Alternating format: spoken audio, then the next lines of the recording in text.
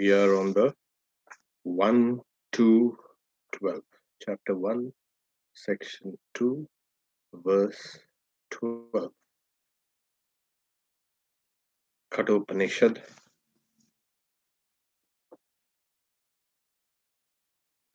Tam durdarsham gudam manopravritam guhaitam gavaristam puranam adhyatma yogadigamanena devam matva dhiro harsha shoko jahati. The intelligent person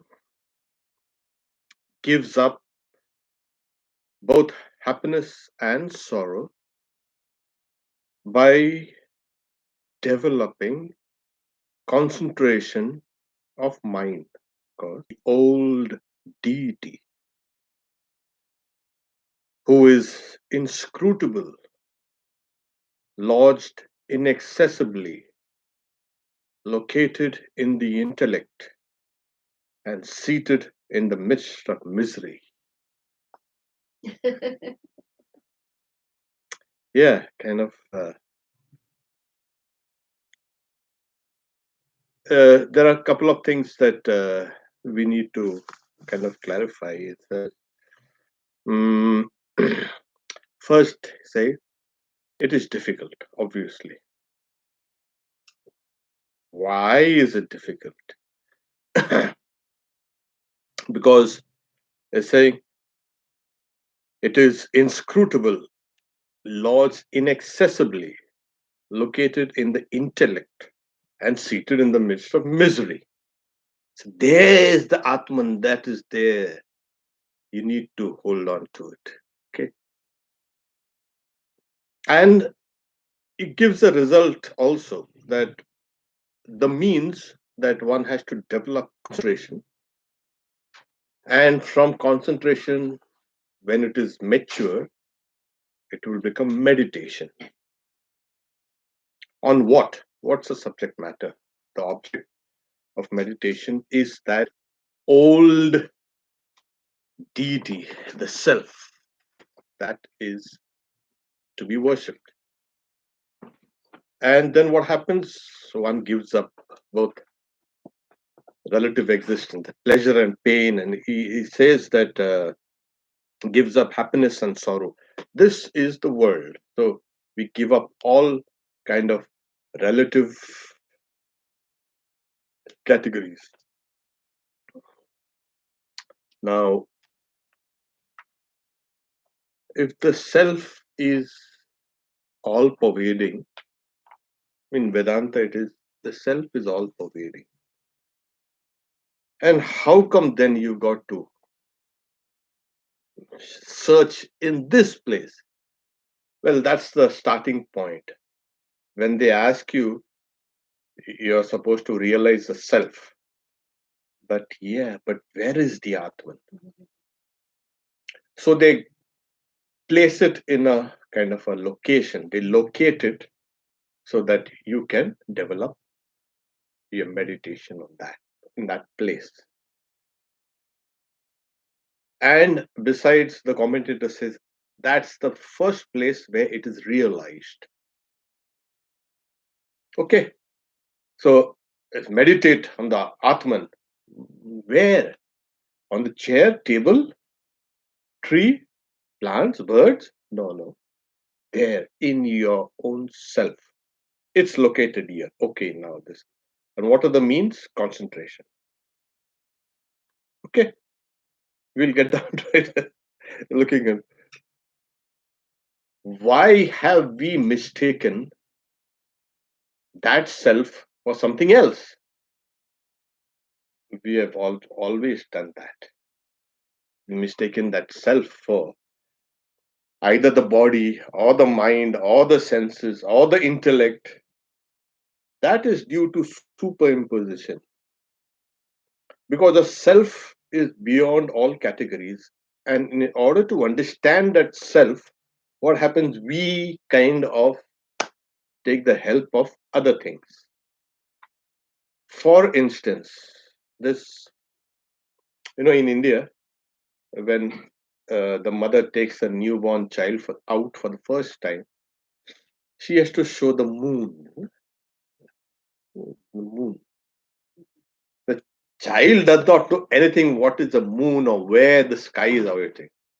So the mother first shows, see this tree, yes, see how big this tree is? Yeah, the child keeps on kind of looking at that. Yeah, this is called a tree. Okay. And she'll explain what's a tree. Then you see there's a big branch coming out of that stem. When the child looks up there. And out of that big branch, there's another smaller branch coming out there. Can you see it? Yes. And then from that smaller branch, there's a small twig coming out. You see? And behind that twig is that moon. See that moon there. Oh. So the scriptures also kind of take you gradually from what you know, what you do not know. I mean, is it absolute unknowable? No. It is knowable. It's only they are slowly orienting your perception towards that.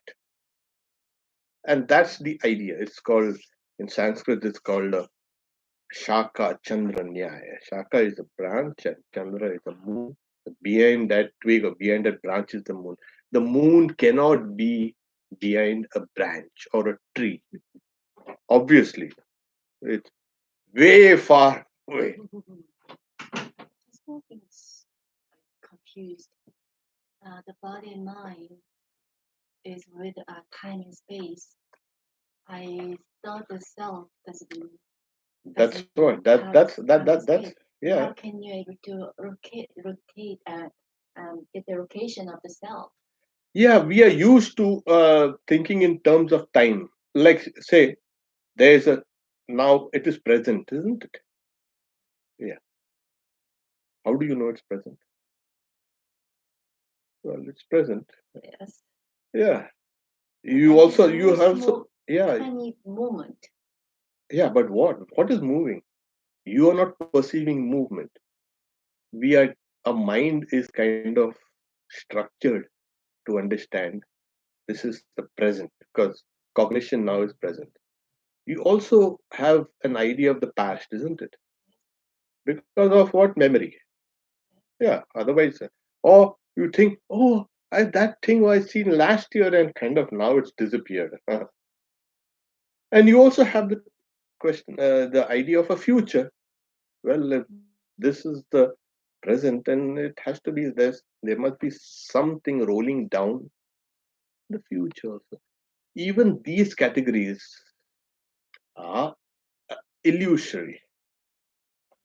Yeah, but we have to make use of these categories in order to transcend them. Oh, yes. We are not trying to bring the self here. It is what in Advaita Vedanta said due to superimposition. Suppose I say now I'm a fat person. Yeah. What? Has that self, the Atman, become fat? No. Then why are you mistaking the Atman for the body and mind and all these things? It's not. So they use these categories that you already know, which your body and your mind is already structured to understand it, though incorrectly, and to transcend it in order to. So you got this idea? Yes. Okay, fine. So the intelligent person, now you say, dhira, that's a word used. Dhira is one whose intellect, buddhi, has become very fine, subtle things. You to see these germs and bacteria, you need an instrument. They are all around the place, but there is no perception of those things through this instrument. You need an instrument to see it. Or you want to see some kind of galaxies. You cannot see it with this eye. You need another instrument, a huge telescope or a kind of radio telescope or whatever. So when your ordinary intellect has become so subtle and fine, refined, it has become an instrument. Now, instrument to see what? To see the subtle and fine things. Okay, that is the. It's not just plain intelligent person. Everybody is intelligent. Everybody is. There are so many intelligent people, and they behave like fools. And uh, so that so that qualification has to be kind of mentioned here. The intelligent person gives up happiness and sorrow. Yeah, relative categories of existence and relative experiences. Actually, we know only these two things in our experience. Even knowledge, you know something, you do something, they either give us happiness or sorrow. Yes, see, we can boil everything down to human experience of happiness and sorrow. And then they are, Vedanta goes further and saying they are not two, just one, appearing sometimes as happiness and sometimes as sorrow. The same thing becomes happiness and the same thing becomes sorrow. Okay, yeah. So the person gives up, that is, throws away, discards happiness and sorrow, the experiences. How? By developing concentration of mind on the self there. Okay. Now, where is the self? Yeah, now okay, you understand. It's your experiences of happiness and sorrow that you need to discard. So it's obviously it is beyond your ordinary experiences of the world, that which is pouring in through your senses and your brain and your mind, and you're either happy or sorrowful. So you have to develop concentration not on your happiness and sorrow. That is actually what we do, and we are caught there. We are so, oh, that's, I don't like that. I don't like that. I dislike that.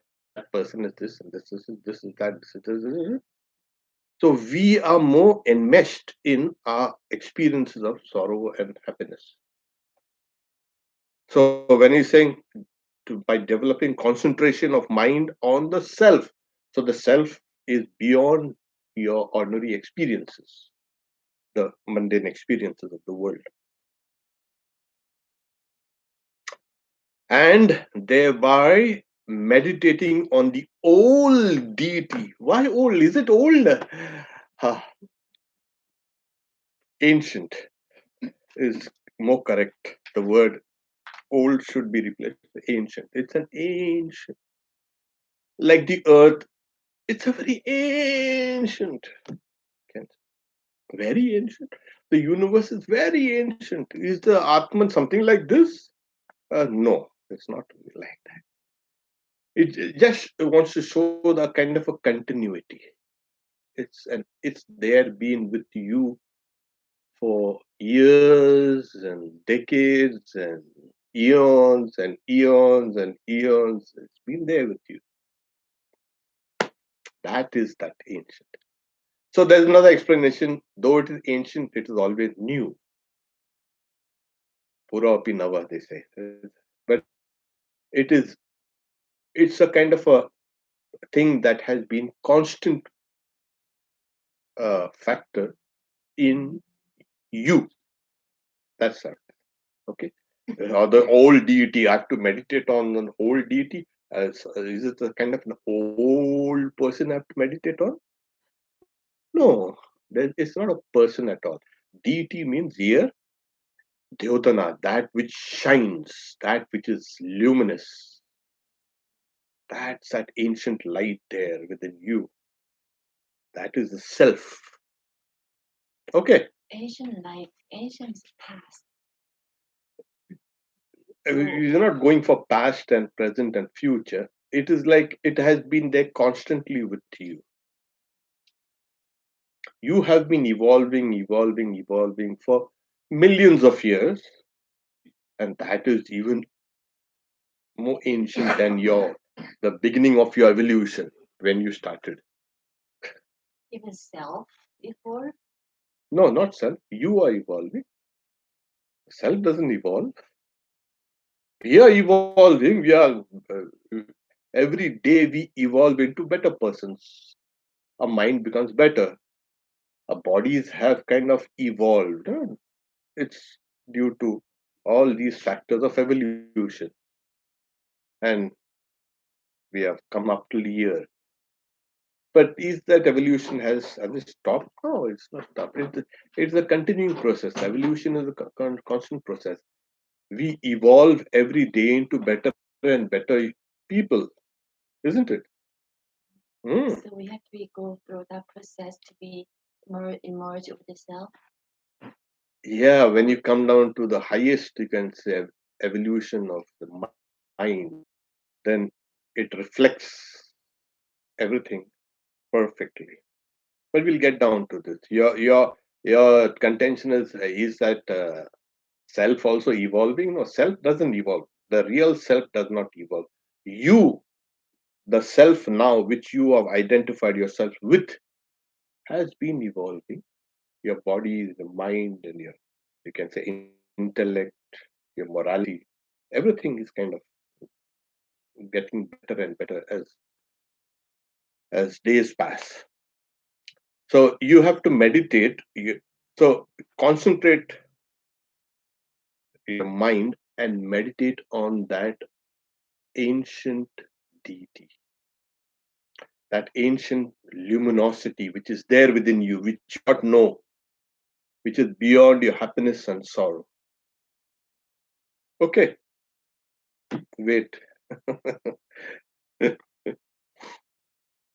In a sense, though, like the very fact that you can notice yourself evolving proves that there's something Oh that yes, oh changed. yes, of course.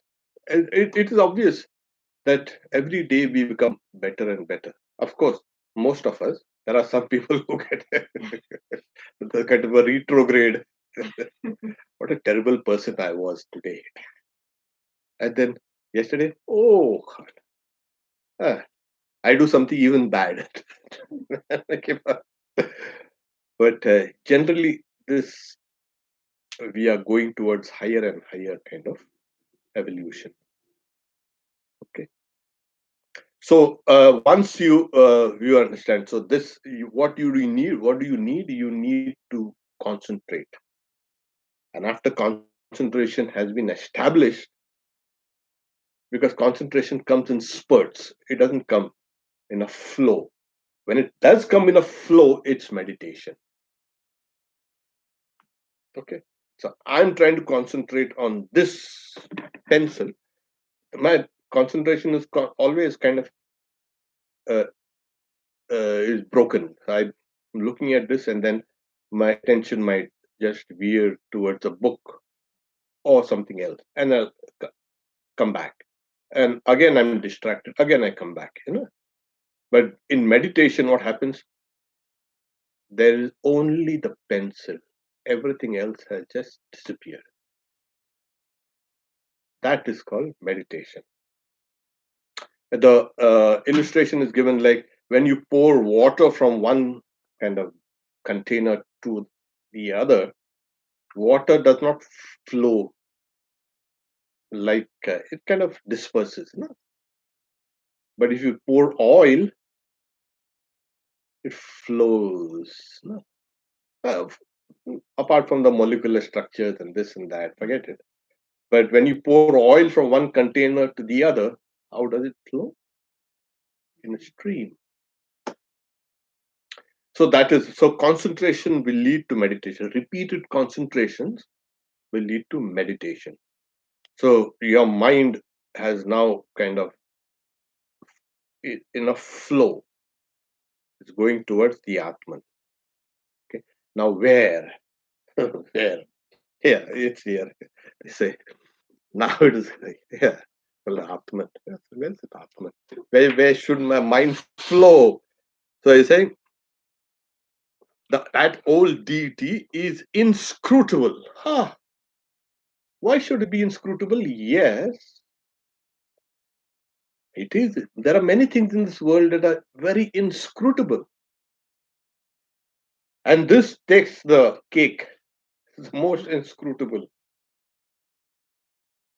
Why? Because it is very, very subtle. Okay. Got this? It's difficult to see. Can't you see it? Yes, you can see it, but it is difficult. Why? Because, like I said, we have been kind of misinterpreting reality. So the moment you've done your corrections, you start meditating. You say, "Oh, now I'm going to see it very easily." No, it's not. It might take lifetimes. Who knows? Oh, it might. I say. Don't get discouraged. You can do it now also. That's important. Tam. That is. They said that. What is that? That self is difficult to see. Said it, the translation is inscrutable, but the real translation would be, the correct translation would be, that is difficult to see. Dur and darshanam. Darshan is to see. Darshan is now an English word. Dur is bad. Very difficult to see. So that's the reason I translated it as inscrutable. Okay. Then lodged inaccessibly. Ah, yeah. Where? Why is it lodged inaccessibly? If it is it is self-evident. The self is self-evident. You don't need another self to prove its existence. You need someone else to prove your existence? I don't think so. Yeah. You are your own proof. Not only that, Swami Vivekananda says, not only are you the proof of yourself, you are the proof of all religions and all truth. Why do you know this is truth? Because I am the proof. The proof is not in the book. Never. No religion was ever in the book. No proofs are in the book. It's all you. It's because of you. Yeah. And that's a mistake we constantly make. We need something. Oh, this particular thing is like this. Oh, that's, you are the proof of that. You prove its existence. You prove its qualities. So the objects become secondary. Your experience is primary. And that's what Vedanta wants you to understand this first. Your experience, that I know this.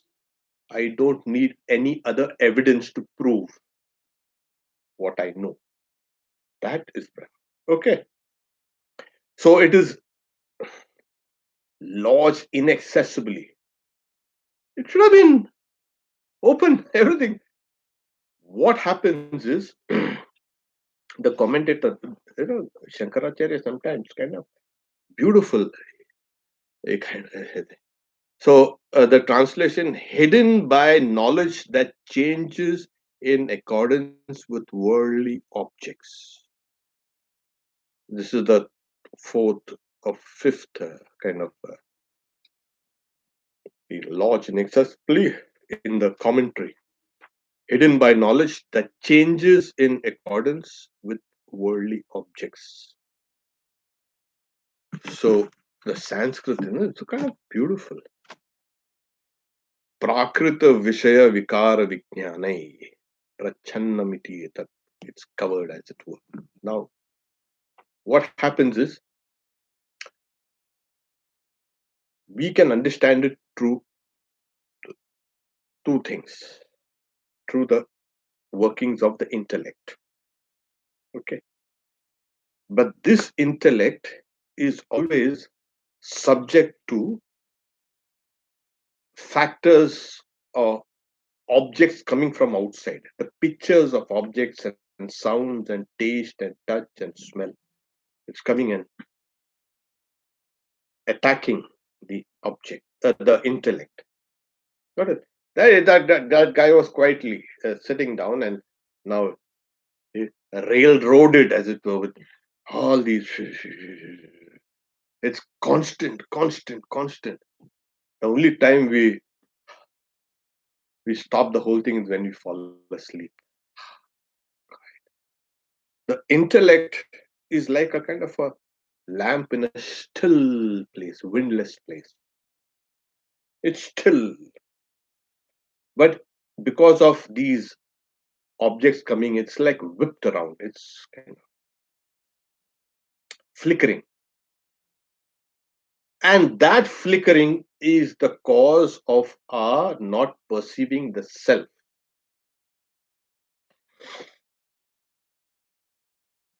Got it? We are so involved in everything that there's no respite. It's constant stream of things entering into the mind, and the intellect is whipped, as it were, into hundreds and hundreds of things. We may think, oh, they should have kept quiet. It shouldn't have been kind of subject to all these things. No, it can't. It's like, you keep a candle in a room full of mirrors. See what happens. Oh, you've got the reflection of so many candles. Yeah, which is the real one? Yeah. Suppose the newcomer is bought in the guy will go towards the mirror and try to find out where is that candle, and each mirror is reflecting the other. Like, no, that's an endless loop has been created. So these endless loops have been created in our mind. The intellect, as it were, is now bifurcated or trifurcated or dissipated, trying to grasp and understand all these things which are coming in. So that's the reason why. And these things are called waves in the mind now. So hundreds of things. So we are preoccupied with these hundreds and hundreds of images that are being hitting the intellect. Now, you say, why the intellect? Well, it is kind of it is uh, the most subtle part in us, apart from the self. It's the most clearest thing. And always a person is judged by that intellect, not what he or she or anything is or anything like that. It's just plain intellect. That kind of is your index that you show to the world outside. And the world understands that. It doesn't matter who or what you are. So this intellect itself is now whipped into many streams. And that's the reason why they're saying lodged inaccessibly. Now, see, what happens is, it's the correct word is guhaitam. It's like a cave. The intellect is like a kind of a cave, and that self has kind of entered into it. Like you've been at the mouth of a cave, or you've seen caves. Yes, you don't know what is inside. If you're shouting, you start throwing pebbles inside. Yeah, try to get, hey, if there's a kind of a tiger or a kind of a mountain lion or something like that, you're going to have big trouble. So a cave, it's the illustration is given like a kind of cave. So that self, as it were, has entered into that kind of cave. From outside, you might not be able to understand that's a cave at all. If the mouth is kind of covered with some bush or some kind of trees or shrub, you might miss the whole thing. In fact, there was for thousands of years there was these caves in India, kind of Ellora caves. And then there was a British officer who was kind of on a hunting trip. He was uh, kind of following trailing a tiger. The tiger had kind of disappeared somewhere, and he was following this and trying to get at it. And as he's saying, there's a kind of a dense, you can say, trees and shrub and all these things. He tries to enter, and he enters into it, and he sees caves, and not only caves, the caves have been cut into like rock temples.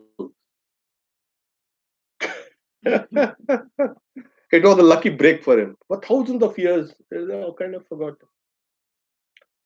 So it is lodged inaccessibly. That means it's like, that thing has, that self, as it were, has entered into the cave of the intellect. And the intellect from outside, it is busy with these hundreds of images. It's not seeing what's there within. That's the idea. That's why it's difficult, as I said, difficult, large inaccessibly. Located in the intellect. Okay, located in the intellect. It's the intellect. Why? Because it is perceived there first. This light, no, we have these lights. Okay. Oh, they are kind of being reflected on everything, on this piano, table, chairs, everything, on you, me. But that reflection is much clearer on that glass pane. Okay. So this self is reflected in that intellect. Why? Because it's the clearest thing in the body. The self is everywhere. So it is actually there in the intellect where it is realized. Okay, we clear? Yeah. And seated in the midst of misery.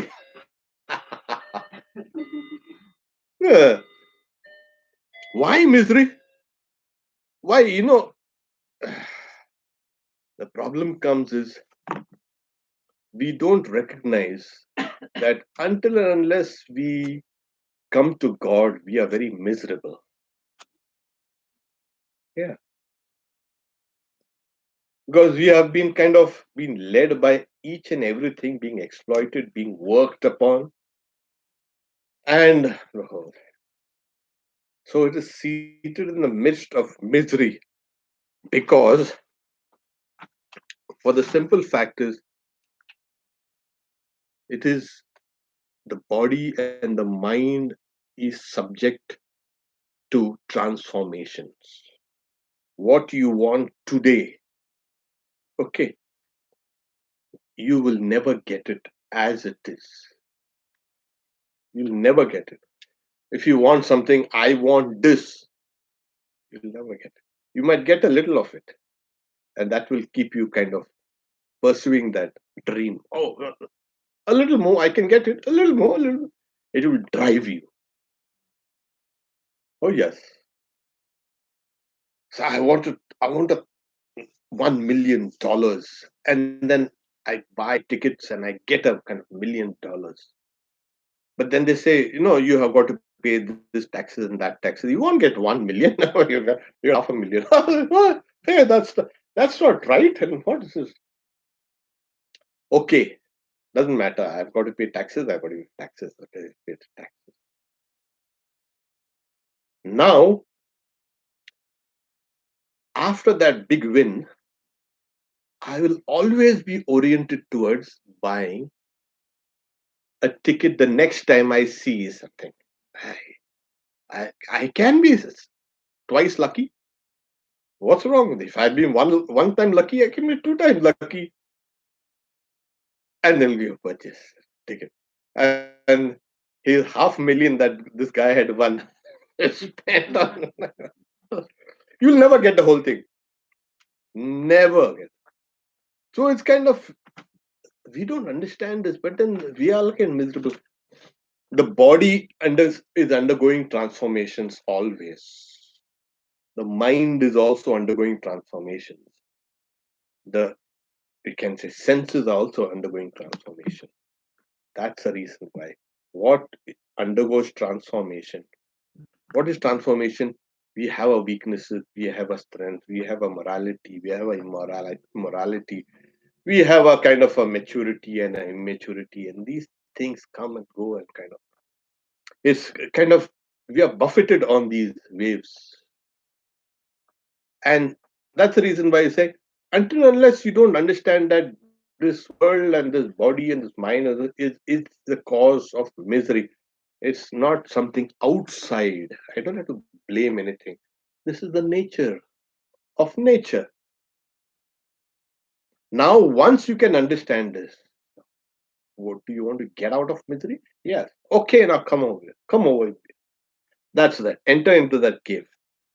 You know, talking about like wanting things, like sometimes the anticipation is like Yeah, greater yeah, than yeah, when you finally get it, and it's yeah, like it's not even that good when you get it. yeah, yeah. It's always that expectation. Saying, yeah, I can anticipate, expected. It's like the idea you have in your mind of this thing is like Yeah. better than the reality. Yeah. So here the commentator says, okay, the body and the mind is subject to changes. What are the changes? Oh, birth is a change, the transformation, death, and then there's growth, and there's kind of transformation, and all these things. Sharvikar. So the, always, nature is always kind of transversal. We don't see this transformation here because they're going very slow on the atomic level.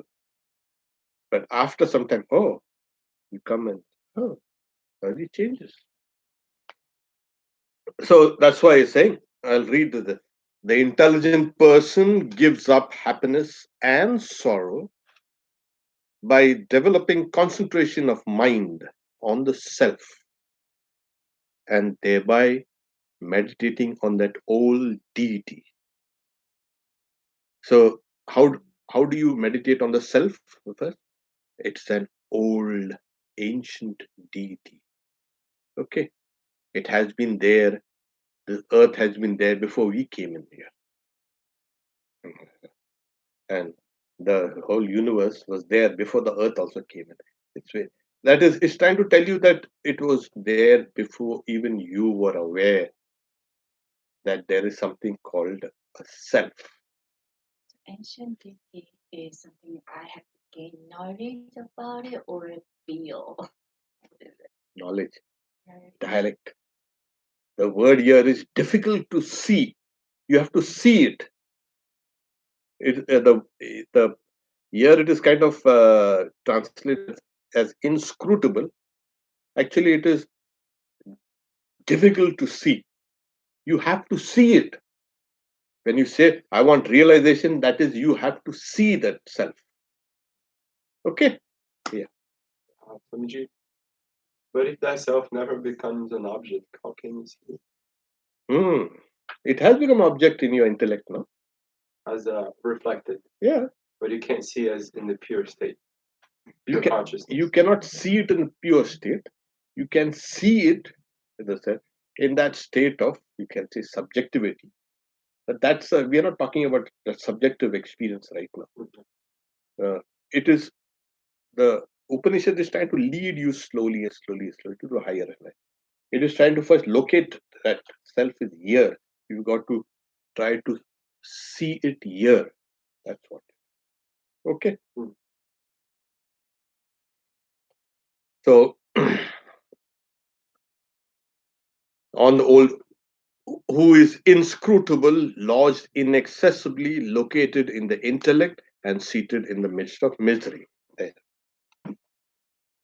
So it is recommending that we meditate. Is in Vedanta is called nididhyasana, profound meditation on this. Once you have been convinced, here it is. Sri Ramakrishna gives the example of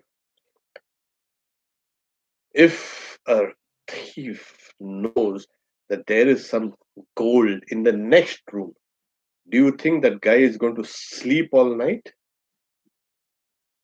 No way. The moment you know that a self is here, yeah, will you want attempt to see it? Yeah. And how intensely do you want to see it depends on your desire to see it. And then the corresponding effort will be also there. That thief will kind of cut his way through, no? break, get some kind of instruments and bang and get that somehow. So the Upanishad is trying to tell you that here it is.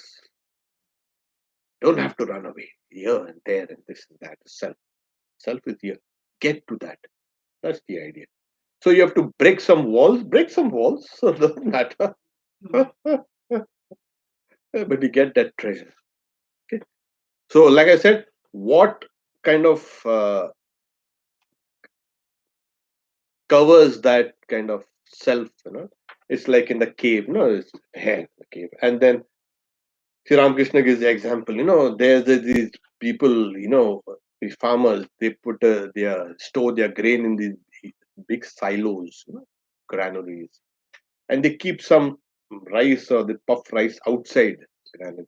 So the rats, when they come, they kind of eat that puff rice or whatever, and they think, but they don't enter into that silo. So we also like that. We go, oh yeah, fine. We get trapped in all these hundreds of thoughts are coming in and coming in and coming in, and the intellect and the mind is whipped into a turbulence. That is what kind of veils this whole thing. Like Shankara said that people spend their whole life chasing after a single drop and not realizing Yeah, that has been this. That has been the constant subject of the thing. Turn around and see that self there. So the next is, I'll read the English translation first. After hearing this means this about the self, grasping it fully, there, separating this righteous thing means the self from the body and the etc., body and mind, etc., and attaining this subtle thing. It's a very subtle thing. You attain that. That mortal rejoices, for he has obtained that which is the cause of delight. I consider that the mansion of Brahman is wide open to Nachiketa. So here the teacher is praising, he's constantly praising this disciple. It's kind of praising. So yeah, uh, you'll be able to do that. Just hit that last one more blow. You hit that, it's over for you.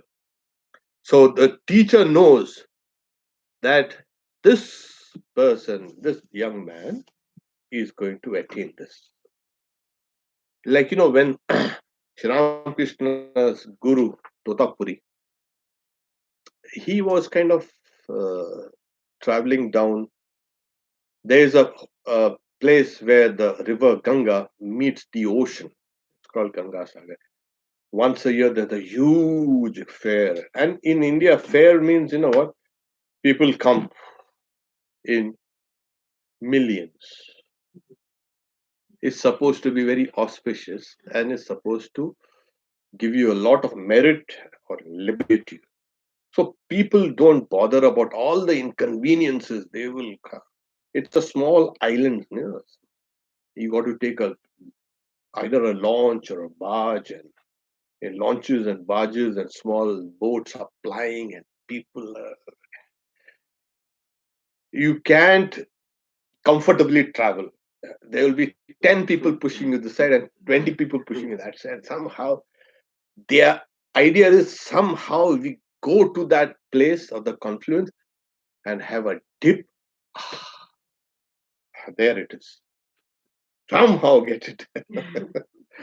So he had probably come. That's what they say for one of these things. And when he came to the Dakshineshwar, he climbed those steps up. He came by boat, that canoe rather, small boat, and he seen Ramakrishna. Hey, such an aspirant! He immediately recognized his competency for Vedanta. He looked at him. You want to study Vedanta? I can teach you. I'm here for 3 days. I don't know anything. I'll ask my mother. Go quickly.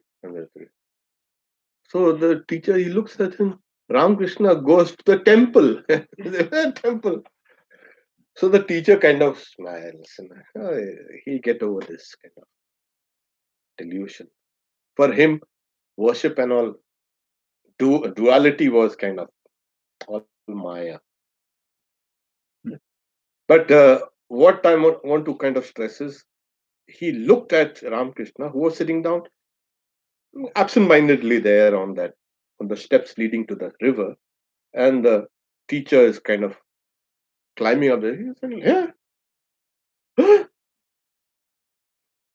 an aspirant in Bengal," because Vedanta was not kind of spread out so much here in the whole that state of Bengal. It was more tantras and more the logic schools, the Nyaya schools. They were great logicians.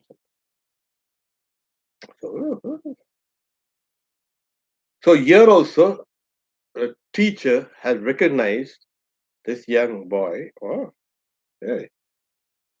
So that's the reason why I consider that the mansion, it's called Sadma, mansion of Brahman, is wide open to Nachiketa. That is, you can enter into this realization of Brahman. That is, the doors or the gates are not closed for you. For us, they are all closed. We are like that small rats, and the granary or the silo is kind of locked and bolted, and we are kind of eating those things outside and running away back. But for Nachiketa, everything is open. The other technical translation is that mansion of Brahman or the open gates has approached the young man. Yeah, that is important. You see, when you are ready, that's why they say, when you are ready, the Guru comes to you. You don't have to run, chase. I'm searching for a Guru. I'm going here and I'm going there and this and that. You just keep quiet, shut up, and prepare yourself, and the Guru comes to you. Always, it is always the case. But there are some people who say that the monk who sold his Ferrari, he sold his Ferrari and he goes to the Himalayas in search of a guru and this master and that master. Hey, you don't have to do that. You just keep quiet, prepare yourself. The guru comes to you.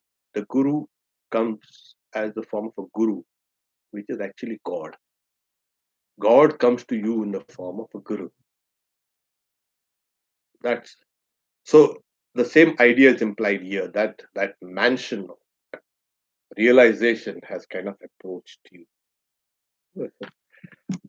So now you see, you have to meditate. In the previous verses, you have to meditate deeply on that. Where it is here, it's inscrutable, lodged inaccessibly, and there's like seated in the midst of misery and all that.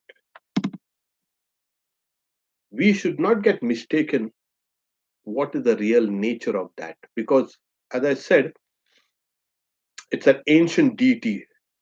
It's qualified with that. ancient deity. So you got to hear it again and again and again. Vedanta keeps on stressing this. Hear this truth again and again because we are apt to forget. We are not apt, we are prone to forget. Hear constantly. It's called Shravana. And then once it kind of settles down into you, and then it goes down to your subconscious mind, and you keep on thinking about it. Yeah, I am actually that ancient deity. After you've kept on hearing about it, thinking about it, then you can meditate. People want to sit down and meditate. Why are you meditating? On what are you meditating? I don't know. Somehow meditating. Meditation. The, the thing has to be perfectly clear to that mind that's concentrated. Somebody say, "Oh, you see, I can't see Shri Ramakrishna fully. Sometimes I see the hand, and sometimes I see the feet, etc." But once you've kept on hearing and hearing about that self, thinking about it, then the mind can very easily meditate. You will not see it fragmented. Uh, one arm there and one leg there, and head is there, leg is there. You keep on persisting and persisting, keep on hearing, keep on thinking, keep on meditating, and then it kind of coalesces. Okay. So that's why after hearing this, grasping it fully, understand this fully, correctly, then was saying separating this translated as a righteous thing. The word used is dharmam. It is another word for the Atman, the self. Okay. Because if the self goes away, everything falls. You die, that is. The self goes away. It's the self that holds everything together. Everything that holds. That's what dharma. We translate, dharma as religion, and that's not actually correct. That which holds everything together. That is. You can. It can hold communities. It can hold nations. It can hold civilizations. That which holds. That is dharma. Okay. So in our bodies, what holds everything together? It's that self.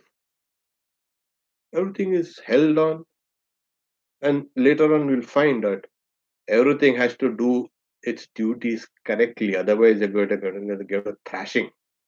Yeah. We'll come down to that later. Don't worry. So separating this self from the body, etc., from the body and the mind and the intellect, it's not this. The self cannot be the body. Why? Because I see it's perishable. Self cannot be the mind. Why? Because it's constantly kind of changing. Self cannot be the senses. Why? Because these are just kind of channels that are being no push it away. Completely separated. This is the self, distinct from everything else. Everything else, what? Every idea we have about itself. No. You think the self is like that? No. Yeah. No. Take off all your concepts. Take every concept that you've ever heard about, except the concept that is given in the scriptures. This will be your proof, your evidence. You need some proof, some evidence. What is this proof?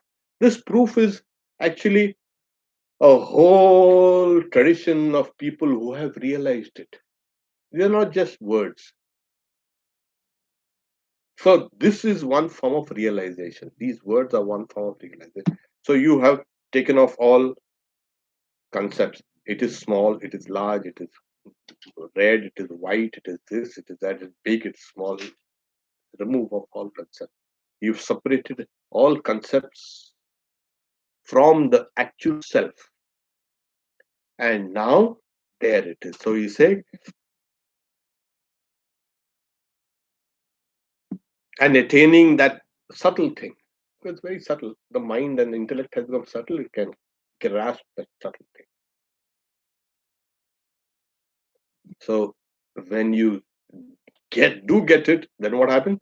That mortal rejoices. That mortal becomes immortal. You become immortal. What do you mean? You, the self.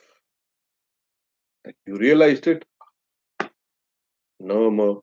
All these categories of birth and death and this world, that world, everything all is all gone. For he has obtained that which is the cause of delight. So here there's another kind of indication. It is because of the self within us that we get joy. Like that whole analysis that video ended Yeah, to yeah. prove that the self is the Mm. highest So happiness. here we have, that's the cause of delight.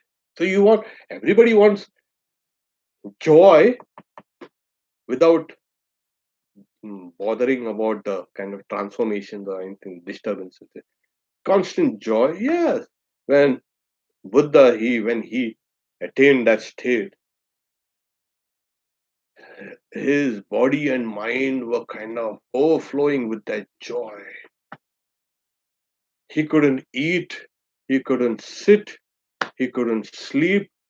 He was just pacing up and down. That also is oblivious of the body and mind just couldn't contain that joy. For 7 days and nights, he kept pacing up and down. Ah. So you like that? Yeah, we would. I don't mind. So this is it. Etat shrutva samparigrihya martya pravreha dharmam manumetamapya samodate modaniyagam hilabdva ivrittang sadma nachiketa sammanye. So after hearing this, Ethan, after hearing about the self, grasping it fully, samparikriya, completely understanding this, then what? That mortal, he separates pravriya, separates this self, the dharma, from everything else. And why? Yeah, once it is separated from everything else, so separated everything from all these misconceptions about the self. And this subtle thing, which is the cause of delight, joy, I consider this boy, the Nachiketa, is competent to realize that self. That is, the doors to his realization are open, and that is approaching. Okay, we stop here for now.